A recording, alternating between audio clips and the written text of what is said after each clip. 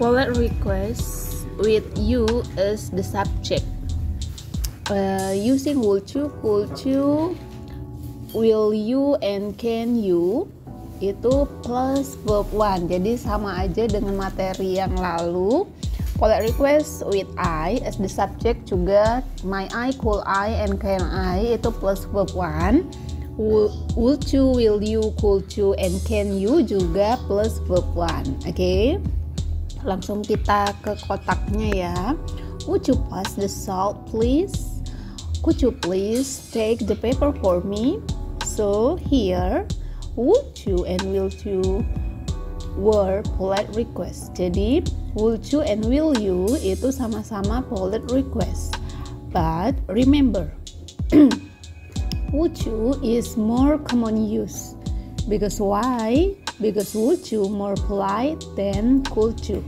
Ingat ya, would you lebih sopan daripada could you, sehingga would you lebih sering digunakan. That is the first case. And then the second case, would you pass the salt? In polite request, just asking. Oke, jadi ketika kita mengatakan would you pass the salt please, in polite request it's just asking, itu hanya meminta. Oke, if the subject want to do it means the response positive, alhamdulillah, yes. Oke, jadi kalau biasanya responnya positif berarti dia mau untuk mengambilkan garam tersebut. Jadi responnya gimana kalau positif? Responnya bisa yes I would, okay babe, sure, and with other expression. Okay, but in the contrary, jika yang kita minta tolong itu menolak dan tidak mau, means the response negative or negative response. So Anda jangan marah, okay? Cause the function dari would you and could you in polite request just asking, hanya bertanya dengan sopan. Oke, jadi kalau orang tidak mau ya tidak apa-apa gitu.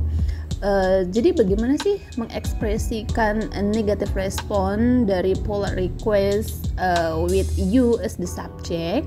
Biasanya usually the speaker say I would like to but bla bla bla bla bla bla bla. Nah, itu berarti penolakan. Oke, wes itu penolakan. Mau jadi terus nih, stay cool. Oke. Jadi pokoknya itu ada itu yang disebut dengan yang namanya negative response and the positive response from polite request with you as the subject.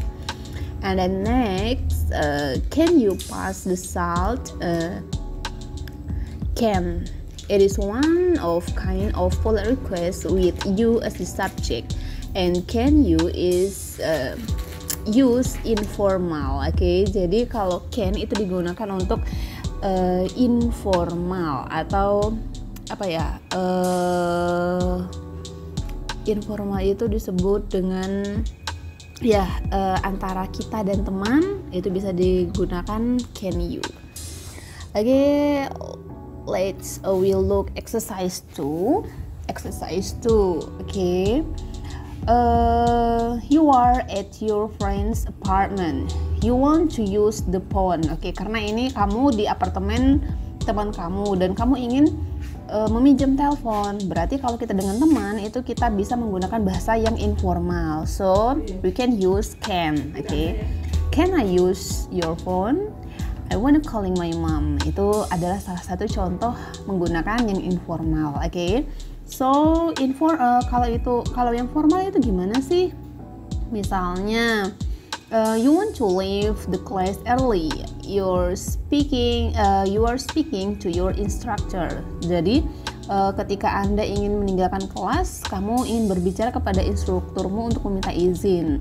Berarti instruktur itu di dalam kelas, berarti itu kegiatannya formal, dan instruktur itu pasti lebih tua dari kita. Anggap aja itu adalah guru kita, your teacher. Berarti kita bisa menggunakan would you, will you, atau could you. Oke?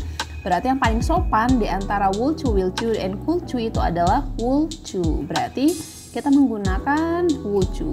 Would you give me permission? Cause I should pick up my little brother for example. Jadi begitu ya. Cara menggunakan would you, could you, and can you. Kita harus mengetahui kapan kita menggunakannya pada saat formal dan informal. Thank you.